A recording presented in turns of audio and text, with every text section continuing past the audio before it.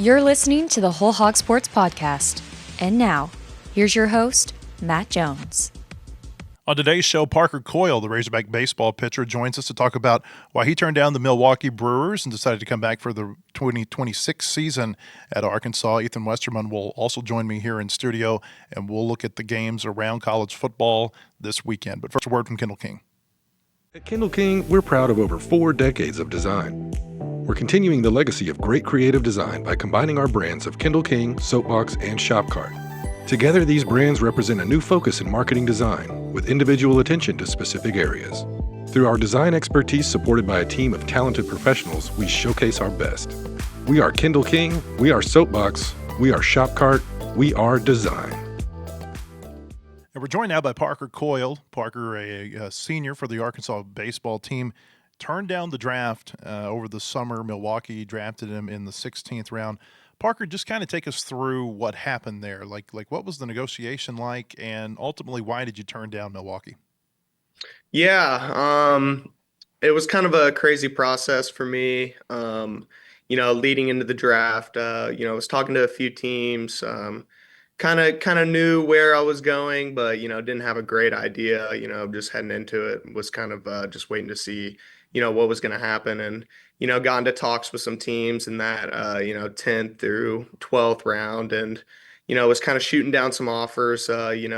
Was communicating back and forth with the coaches here at Arkansas and with my agents, and really just came down to talking about money and what the contract was and all of that. And so it was a very chaotic time, and there was a lot happening, and there was a lot of moving parts, but ultimately I kind of made that decision in the middle of the draft, calling Coach Hobbs and telling him, I'm coming back to school. We had come to that agreement, and my heart was pretty set on that. And, it just kind of felt like it was something that I needed to do. And it just kind of felt like that's where, God and my heart was pulling me. And so, yeah, so that happened. And then, I was upstairs, and I actually was on a call with my brother, kind of telling him everything that just happened and giving him the details about it, and hung up the phone. And then I think 20 seconds later, I was getting a call from Riley Bandolo from Milwaukee, and he was like, "Hey Parker, we just grabbed you in the 16th round. We'll be in contact with you." And I was pretty shocked at first, and didn't really even know what to say. I was just kind of like, I think he called and told me that, and I said, "Really?" Kind of as a question. I just couldn't really believe it, and kind of all the emotions were setting in, and I had to call Coach Hobbs and the coaches up here and kind of tell them what was going on. But my agents described it to me as kind of like a flyer pick, as they take a group of guys in the later rounds, and then they try and sort out the money and everything kind of as the deadline approaches. But it was really going to be hard for me to leave here in the first place. I just felt like I had a lot more that I wanted to do here and to accomplish, and I just felt like I could step into kind of a bigger role here as a Razorback. So I think that's ultimately what brought me back here. The finances are so much different after the 10th round. If you get drafted, say by the end of the 10th round, are we having a different discussion right now? Possibly and that was a big factor and kind of stuff that really was coming into play. But you never say never. I don't really know what could have happened, but it definitely could have been a factor. If all things were equal going into the draft, were you wanting to come back to Arkansas? It very was very dependent. But yes, I was, as I was talking to my agents and my dad and kind of the coaches here, it was like just something kept telling me. I was like, man, like I don't know if I really want to leave here. Like I just kind of felt something was telling me, like you're not done here yet. And so that's kind of what ultimately it just kept coming back to. And I was like, man, like if this is still on the table and the cards are right, I feel like this is something that I need to do and really take advantage of. Describe the back injury that you had this past season, and just what you were trying to fight through to get back on the field. Yeah, so it was a pars fracture in my L3 lumbar part of my spine. It's kind of like the lower it was the left. Well, I believe it was the right side of my back that actually had the pars fracture, but where it was hurting, it was all on my left side. It was just the lower left side of my back. And it was really on just like it was like rotating into my throwing side or into my left side.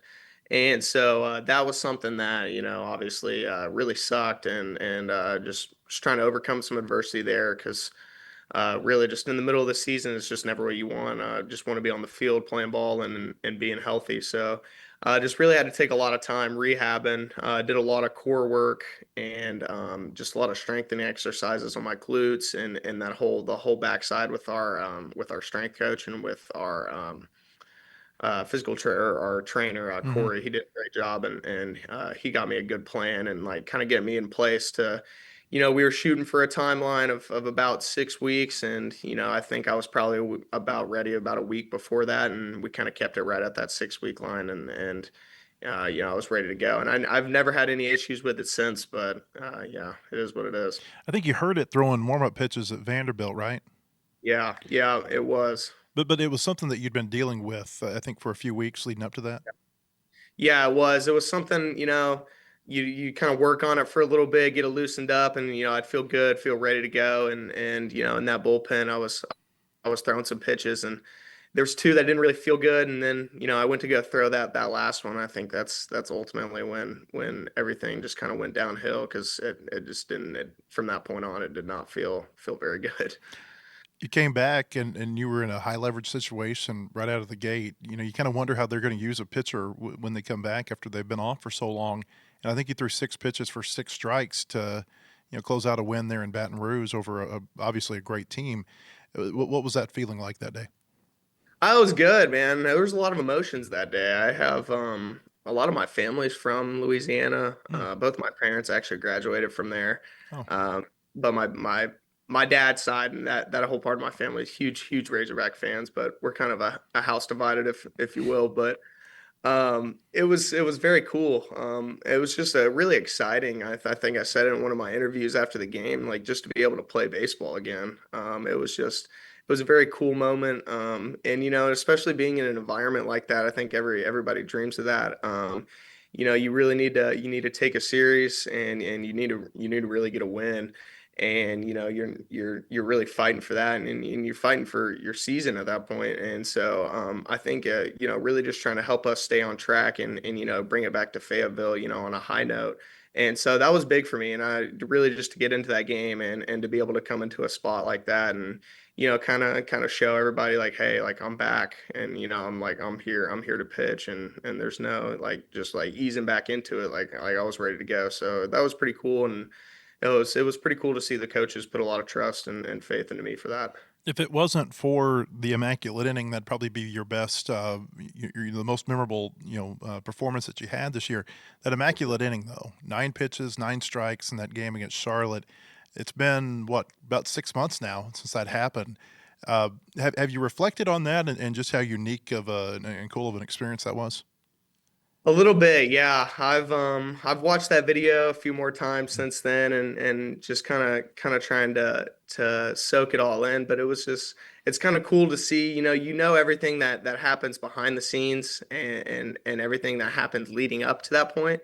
And so, just to see all of your hard work and to see all the hours that you put in throwing bullpens and shaping pitches and working on your mechanics and getting stronger and everything that just leads into it. And, just for that to happen and for just a special moment like that. And it was just really cool. And it's something that I really pride myself on being able to throw strikes and really being able to compete in the zone. And so, to have an immaculate inning and to be able to do something like that, it's pretty cool. And it's really, really awesome to me. You just think about all the things that have to go right. Like I think an immaculate inning, uh, it, it may even be harder than a no hitter. Because you got to have the right umpire, you got to have the catcher, and you've got to do everything right for such a short amount of time. It's amazing when you just think about the percentages. It's so low to be able to have something like that happen. It's very niche and it's very kind of like you said, like there's just a lot, maybe some luck, maybe something else involved, but there's a lot that you need to happen for that to go on or to go down. How's the back feel now? Oh, it feels amazing. We've been working really hard in the weight room, doing squats, deadlifts, RDL, and we've been doing all that. I've had no issues with it since it flared up and since I did all that rehab on it, and I still do all the bridges and the core stuff just to make sure that I don't really ever have that problem again. You lost so many players from last year's team, but there's also still a pretty good core of players that are back. Obviously, the season ended so disappointing for you guys up in Omaha. What's been the feeling among the players who are coming back about getting back on the field here in the next week or so and getting fall ball going? Yeah, I think everyone's just really excited. Obviously it didn't end the way that we wanted it to up in Omaha, but I think that, after taking this summer, being able to reflect a little bit, being able to kind of recover, get all the bodies back right and really get after it again. I think that, everyone's really excited and that you can't really you can look on the past and obviously it was a great season and it didn't end how we wanted it to, but obviously that's the goal again and we want to get back there and we know what it takes to get back there and ultimately I think that we're one to do there and not come home with that sour feeling in our mouth. Practice starts next week. Team practice does. What's going on right now in the building after you guys have reported back to campus? Yeah, we've just been doing a lot of building up. We're getting ready. The pitchers are getting ready to. We've been throwing bullpens the past few weeks, getting ready to move into scrimmages and all that on the weekend. The hitters have been doing a lot of infield work, a lot of BP stuff like that. Just really getting ready to kind of showcase what everybody can do these next few weeks over our scrimmages. Are you able to see right now in what you're doing from the new players? Anything that stood out from them, and maybe who some of those players are? Oh yeah, man. I mean, everybody, the coaching staff every year. I mean, they just do an incredible job of bringing just talented people in here that love to work and that are really like good people. And I think that that's really important. To have good characters and to have people that are fun to be around on your team. And yeah, there's a lot of guys that have stood out. I mean, I could go on and on down the list to be honest with you. Obviously I see a lot more on the pitching side, and there's a lot of freshman arms that that get you really excited, and even all the transfers. I mean, they all get you excited. You're down there watching them throw bullpens, and you're like, man, this guy's got some electric stuff, and like it really just gets you excited because you kind of start seeing like how the team is going to shape up and what maybe who will be into what role. But like, I mean, obviously it's very early for all of that, but it's just nice to be able to see what everybody can do and showcase and just kind of get a sense of how that's going to fit in on the team. Talking about fitting in on the team, that's a good transition to something I want to ask you about. I feel Arkansas is not unlike a lot of other teams where you've just got a lot of turnover on your roster from year to year, and new players coming in and a lot of times older players who can kind of be set in their ways.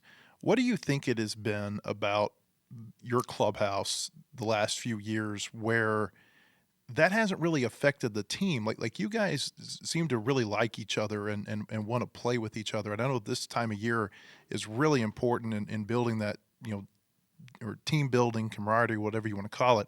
What do you think it's been about Arkansas the last few years where it maybe hasn't had an effect here like maybe it has somewhere else? Yeah, I would really just say it's a testament to the culture that the coaching staff and honestly that Coach Bell, our strength coach, is kind of instilling here. It's just a really strong culture of being together. It's a lot of competitiveness, but of being together, like being a band of brothers and really wanting to fight and being in hard situations maybe with your brother. We do a lot of competitions. Just like inter squad stuff against each other, and it brings out, obviously the competitive side of you, but when you lose, like obviously we have some punishments. We say that it's nothing that bad, but and it really just brings everybody closer together. And I think that it's really just a culture thing and kind of what Coach Hobbs, Coach Van Horn, Coach Thompson, and really Coach Bell. I think that they've really been instilling in everybody that comes through this place, and a lot of it starts in the weight room, in my opinion, and all of that. And Coach Bell is he's a very passionate, very fiery person, and I think he just does an amazing job of getting our team really that culture of being a band of brothers and everybody, and really pushing everybody to want to fight for that guy next to you. And I think that I think a lot of that starts with him. So yeah, I'd put a lot of that to our culture. Personally, what are you hoping to work on this fall?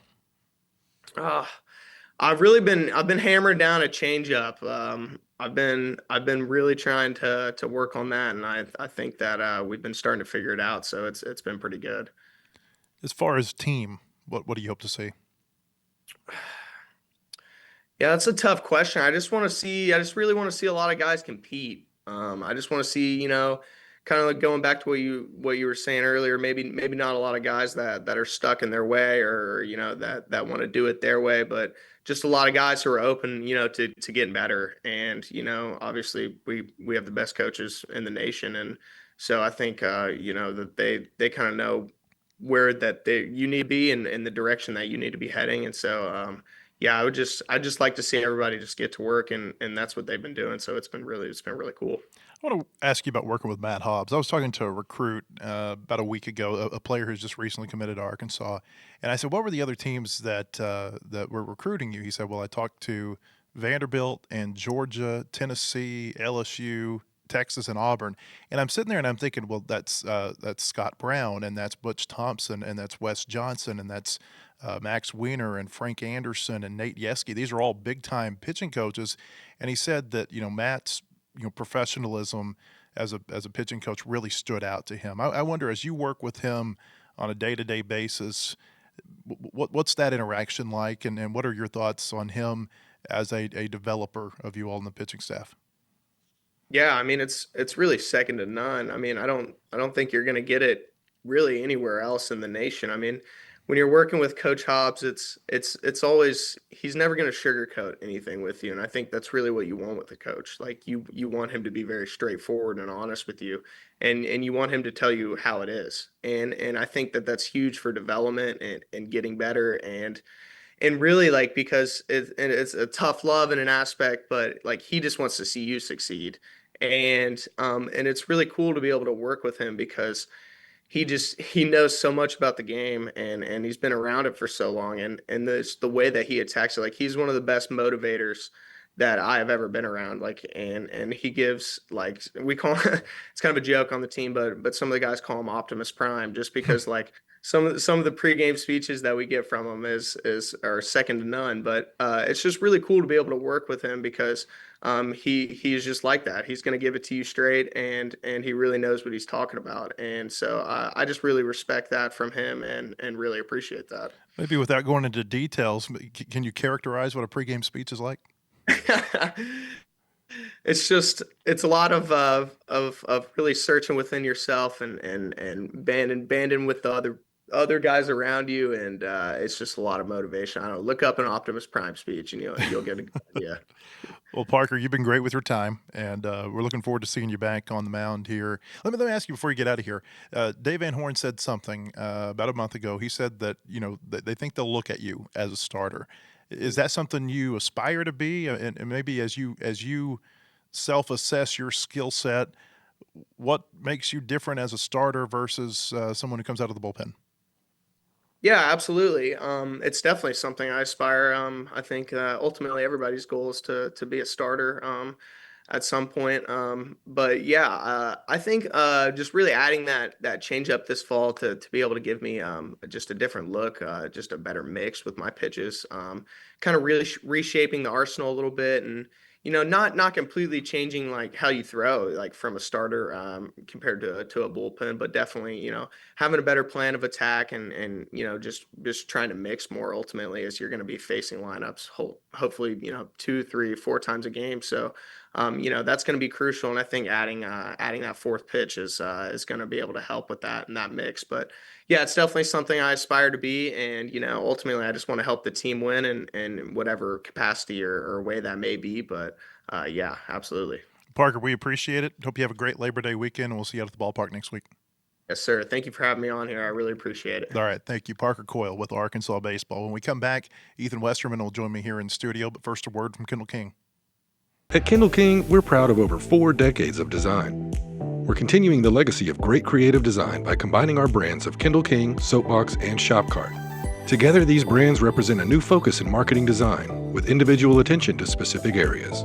Through our design expertise supported by a team of talented professionals, we showcase our best. We are Kendall King, we are Soapbox, we are Shop Cart, we are design. Hey, welcome back. I want to tell you about our friends at Bentonville Glass. They've been serving their community since 1971. Committed, professional, versatile. If you're looking for a quality leader in Northwest Arkansas or looking for skilled craftsmanship, look no further than Bentonville Glass for all your glass market needs with the highest quality products. You can come by and see them now at 507 South Main in Bentonville or online at bentonvilleglass.com. I want to tell you, 200 Euro checks coming to the Hogs Illustrated Sports Club. That's going to be next Thursday, September 4th at noon at Home 2 Suites in Springdale. You can still reserve your seats at ozarkstix.com, OZARKSTIX.com for 100 Euro check at the Hogs Illustrated Sports Club. Ethan Westerman's here.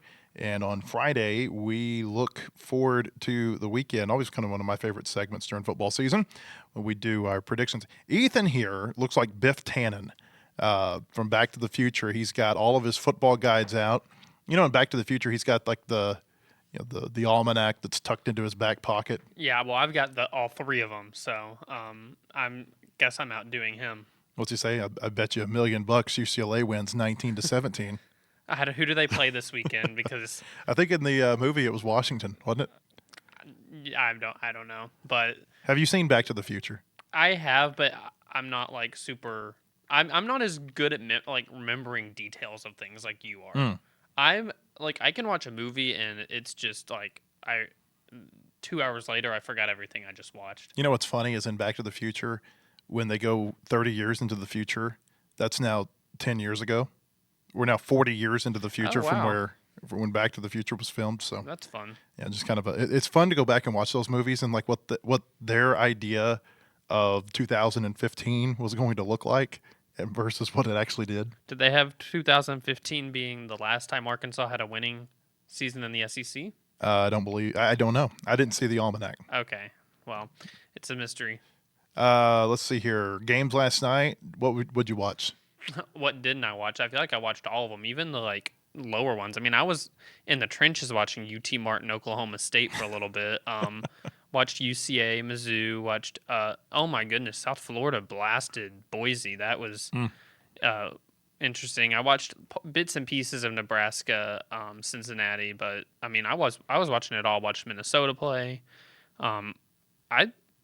I was a sicko yesterday. I got into this habit during the summer because I wasn't working a whole lot of going to bed at like 9 o'clock. You know this, I'd send you a text at 8:30. Hey, I'm headed to bed. I stayed up for Nebraska Cincinnati last night, and I feel so sluggish today because I cannot tell you the last time that I was up till 11:40 at night. Yeah, well, I'm always up that late, so it wasn't any different for me. But I mean, I really enjoy just getting back to where I can flip from game to game. Like, it's just such a good feeling that we're back. And I also just really enjoyed yesterday, even though a lot of teams like, Missouri's playing UCA, Oklahoma State's playing these FCS teams. Like, I feel like you still can watch these games and see, like, it was 61-6, I think, was Mizzou, UCA, but you could still see, like, problems for teams. And I like that aspect of week one, to where, like, if an FCS team is running it up the gut over and over, you have questions. So I like that these early season games, even if they're lopsided, you can usually detect maybe a few things to be watching for when the games do get a little tougher the next week. Got to see a couple of local kids, too, last night. Drake Lindsey from Minnesota threw a couple of touchdowns in his first career start. And then Chaz Nimrod from Bentonville, I think he had close to 100 receiving yards in that win over Boise for South Florida. Yeah, he might have gone over the top of it. He was, it's not like they were like scattered across like kind of, your 10-yard gain here, your 7-yard gain here. He was making big catches, like 3rd and long. He had a long touchdown catch, I think. It wasn't a touchdown catch. It got him down to where they could run it in the next play. But he was getting they were big catches to get them touchdowns. So those two played really well last night. I mean, Drake, it was a close game there for a little bit with Minnesota Buffalo, and I mean the final score still wasn't like super convincing, but he was instrumental in getting them kind of that separation they needed. So it was interesting watching them play. You can get the latest breaking news on all Razorback sports at wholehogsports.com, most in-depth source for all Razorback sports. We have analysis, latest in recruiting, unique stories on all your favorite teams. Subscribe today at wholehogsports.com. Lots of content there. Looking forward to Arkansas, Alabama, A&M tomorrow at 3:15. We're not going to spend a whole lot of time talking about this game. We think it's going to be a blowout. Usually on Fridays, we'll dissect the upcoming game a little bit more. But, two things. Number one, we don't expect it to be a real competitive game. And number two, we just don't know a whole lot about these two teams yet. So we'll have a lot more to work with next week before the Arkansas State game down in Little Rock. Let's talk about this week's games. We've got, starting out tonight, an SEC game. I think it's the most interesting game today. Auburn goes to Baylor. Auburn, a 1.5-point favorite. Yeah, we're picking these right now, right? Yeah, go ahead. All right. Yeah, I'm going to pick Baylor. I think they return a lot on offense. They had a pretty good year last year. I think they were like an 8-win team. If I'm not mistaken, they won their bowl, I think. And so I just think that Auburn still has a lot of question marks. And this is the thing. This is the state where Auburn's in right now is they can get as many wins on paper as they want in recruiting and the portal. But that fan base, they need something concrete to get them to have belief in the team. And they just have too many questions for me right now. I think that that's a program that is going through it right now. And so I'm going to pick Baylor. It's the Walker White battle, too, I think. Yeah, he was at, the quarterback from Little Rock Christian Academy. He went to Auburn, started his career, and he transferred to Baylor this past year. I think he's the Baylor backup, though. So, Baylor 2-3 years ago, they won the Big 12, and Dave Aranda was kind of the flavor of the month. A lot of people thought, hey, does he skip town and get to a bigger job? They've been down a little bit the last couple of years, but I say don't forget about them. I'm going to take Baylor, too. They're in Waco. I just think that they win. Question is, can they get more people in the stadium than they had there last week when they had the Turnpike Troubadours on the field? That was a big deal in Waco a week ago. That's a 7:00 game on Fox. We won't pick these two, but a couple other games just to keep in mind tonight. Georgia Tech goes to Colorado. That's in Boulder, 7:00 kickoff, and these are Central Times on ESPN. And then how about this game? I'll be keeping an eye on this. Appalachian State they play Charlotte. This is the Dukes Mayo Classic in Charlotte. It's going to be at the Panthers Stadium, I believe. 6:00 kickoff on ESPNU. This is Dow Loggins' head coaching debut. Dow Loggins, the former Razorback. Yeah. And a lot of former Razorbacks who wanted probably bigger roles, kind of their debuts too. Because a lot of them ended up there. A lot of them did. And also some of them that got a lot of playing time, like Rashad Dubinion, the running back. I'd expect him to be their starter and get a lot of yards. So we'll see. That'll be fun to watch. I think Ryan Yurchek is on staff there, and Brooks Yurchek has gone there to play for Appalachian State. So there's a lot of ties to the Razorbacks. Those are not the only ones. Moving forward to Saturday, the game of the day, it's going to be the big noon kickoff game, 11 a.m. Central on Fox. It's number 1 Texas at number 3 Ohio State. Ohio State, obviously the defending national champion. Texas has got the number 1 ranking this year. They've got the preseason favorite to win the Heisman and Arch Manning. Ohio State is a 1.5-point favorite in the Horseshoe. Yeah, this one's so tough to pick because, both teams, it's hard to find a ton of deficiencies, but they do have quarterbacks that aren't proven yet.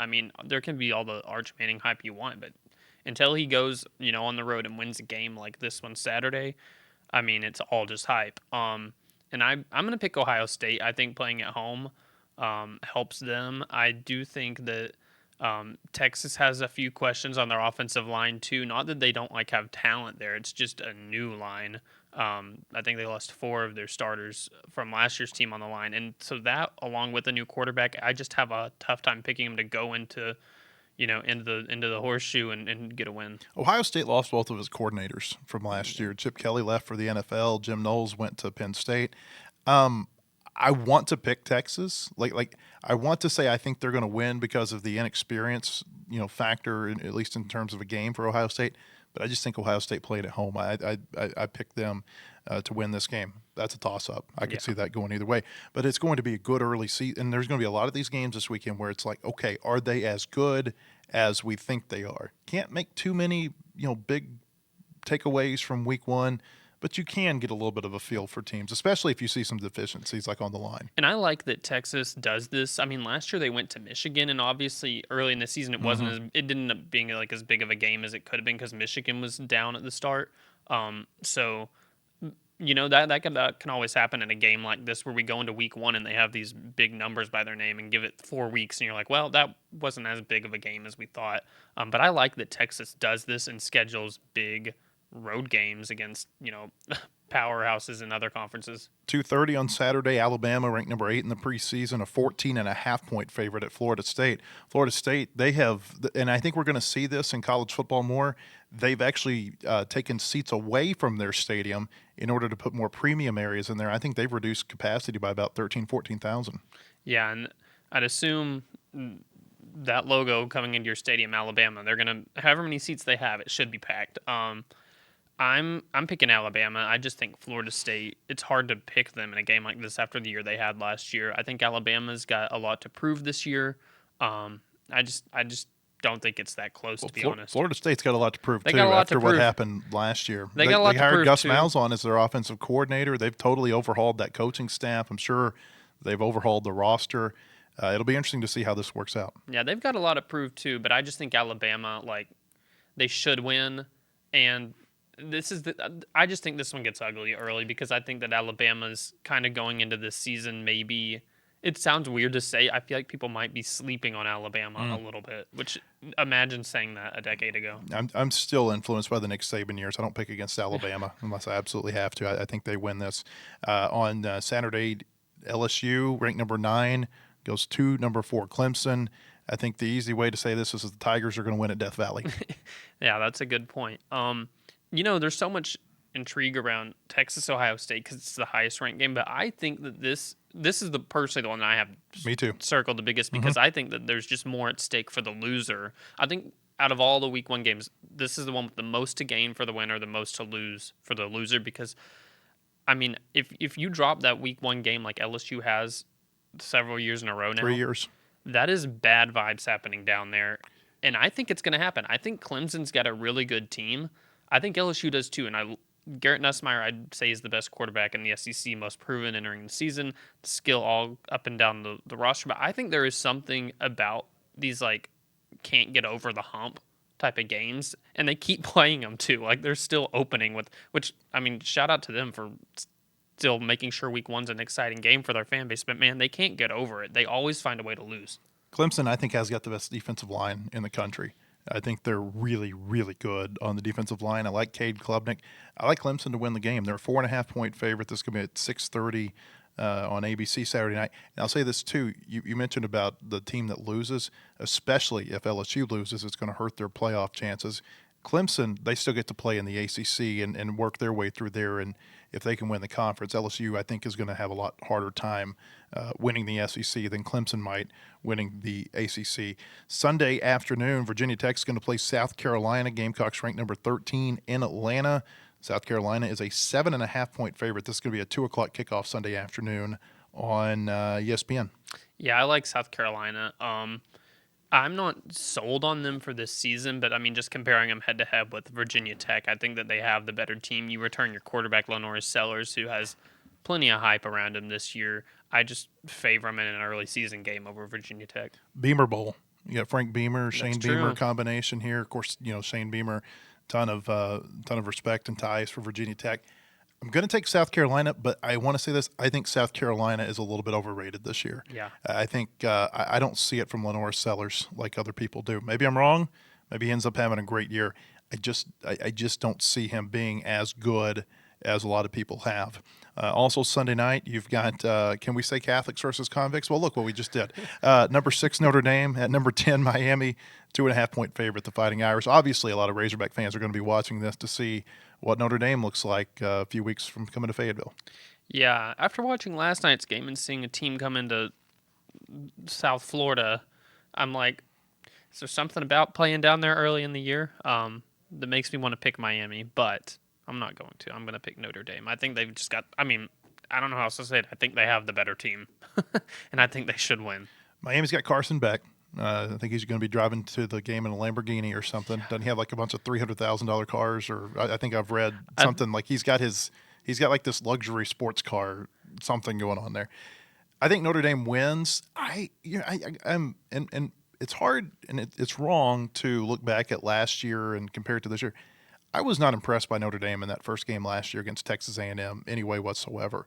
And it feels like they're kind of, and it's funny because Brian Kelly used to coach at Notre Dame. It feels kind of like they're LSU in that they're really sluggish starting off the year. Week 2 last year, they had that loss to Northern Illinois. I think Notre Dame, I'm going to pick them, but I wouldn't be surprised at all if Miami won this, especially with Beck, if he can play to the level that he played 2 years ago. And this is another, like, winner of this is clearly in playoff, driver's seat to you control your destiny type of game. Mario Cristobal needs to win. He needs a big win, I think, to just kind of show that he's got Miami going in the right direction. Upset watch, what do you got this week? Toledo going to beat Kentucky. In Lexington.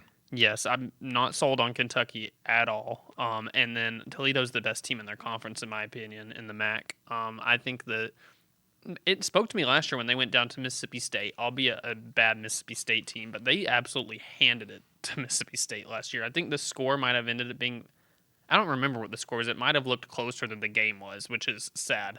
But I don't think they're going to be intimidated going into this. I think Toledo walks out of Kroger Field with a win. Kroger Field at Commonwealth Stadium. It's a 9.5-point favorite. Kentucky is, but that's a morning game, so that there could be some of that some sleepy going on. I've got South Dakota at Iowa State. Iowa State beat K-State last week. I didn't think they looked great in that game. They had the long flight back from Ireland. They've had a few too many Guinnesses celebrating the game before they got out of town. South Dakota, you know how I am about the FCS. If you're in Dakota, the Dakotas, Montana, or Idaho, I like you. I think you've got a good team. South Dakota was an FCS playoff team last year. They went to the semifinals. They were 11-3. They've got their quarterback back, and they've had a week to not only look at Iowa State, but again, you've got Iowa State potentially sluggish. Iowa State's a 16.5-point favorite. I would not be surprised if South Dakota won that. And then I'll just mention, too, North Dakota goes to Kansas State. North Dakota, usually a pretty good program, too. K-State, they've got some of those same things working against them. These Dakota teams were foaming at the mouth seeing that their week 2 opponents were playing in Dublin and had an emotional back-and-forth game. And not to mention, like, both teams, like I think you said, didn't look great. I mean, they were fumbling, turning it over, just sloppy games. I think these Dakota teams, man, they're ready. South Dakota gave Wisconsin a battle last year. Iowa State had a little bit of a tough time with North Dakota. Just saying. I think South Dakota could maybe go into Ames and steal one. I think that 16.5-point line for that game is a little bit high. Okay, speaking of betting lines, we're not going to pick Arkansas, Alabama, A&M because we both think that they're going to win. The question is, can they cover the 46.5-point spread? Yes. Will they? Yes. Okay. I think that Bobby Petrino loves to score touchdowns when he can. I mean, week 1 last year was an example. I think that Arkansas is going to try and work out whatever they're still trying to figure out on offense, and they're going to be playing. I think that, and you saw this last year with the backups, I think there was some talk about why is Arkansas still like running the score up on UAPB? I mean, these are a lot of these second and third team, the only reps they're going to get all season, and you want to see what they can do. I don't think Petrino's, if they're on the field, he's calling plays to go score a touchdown, and I just think it's going to be ugly. I think Alabama A&M will get on the board, unlike UAPB did, but I wouldn't expect them to score over maybe a touchdown and a field goal or something. I don't know. Again, these are much different teams than last year, but Arkansas won its opener last year by 70. Alabama A&M lost to Auburn by 70 in the first game last year. I don't know what that means. I'm going to say Arkansas does not cover because 46.5 is a big number. I think regardless of the competition. I think Arkansas wins this game really handily. I also wonder if maybe there's something to let's withhold some stuff so that you can maybe bring it out in phases against Arkansas State, Ole Miss. I'm sure that's the conversations that are going on there. I wonder if they, with as many of the offensive pieces that they know, like Taylon Green and some of the people on the line, I wonder if the starting offense stays in the game for as long, and that can certainly affect the scoring. Yeah, last year I won't forget Mike Gundy after they beat Arkansas. And he's on, or actually, no, this was before they played Arkansas. He did his little weekly radio show that we laugh about because it's in a nursing home. It's awesome. But that's what he mentioned. He said they were so much better than UAPB. He said Bobby just went as vanilla as he could, and they still could score. And it shocked him. He said on his radio show after the fact that after they beat Arkansas, that Petrino pulled out way more Lamar Jackson type offense than they were anticipating. So Bobby will have something up his sleeve for the games that, it ratchets up a little bit more. They should be able to run their basic stuff tomorrow and win soundly. 46.5, that's a big number. Yeah. If they cover it, good for them. I'd be hesitant to go that high, and it makes me wonder if maybe the line falls a little bit between now and kickoff. Okay, we hope we see you this weekend at our website, wholehogsports.com. We'll have a ton of coverage from this game between the Razorbacks and Alabama A&M on Saturday.